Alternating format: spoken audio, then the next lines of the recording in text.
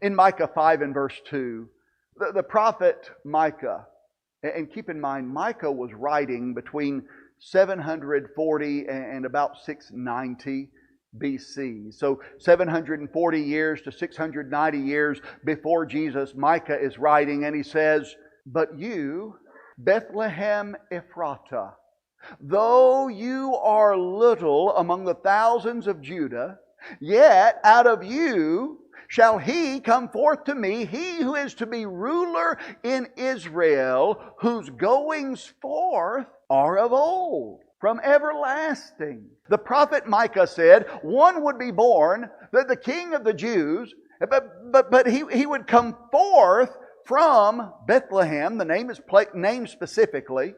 And he says, by the way, that's not the beginning of his existence. He's always been. His goings forth are from old, from everlasting. So he has always been, but he is going to come forth from Bethlehem. Now what's amazing about that is we get into our New Testament. And in Matthew chapter 2, verses 4 and 5, there were those kings from the east who by the prophecies knew that the time had come that the one would be born who is King of the Jews. And so what they did was they went to Jerusalem because that's the center of Jewish activity. So that's where we're going to go. And they went. They were asking, where is the one born who is to be King of the Jews?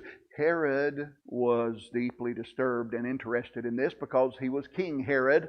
And in his mind, there is a king here. I am that king, and I'm not going to let anybody else be king. But he didn't know where this one would be born. But he was able to ask the chief priests and the scribes, and they had an answer for him. When Herod said, where is the one going to be born who is the king of the Jews? They didn't say, your guess is as good as mine. I don't know. Instead, they said, oh, that's easy. In Bethlehem of Judea, because Micah said so.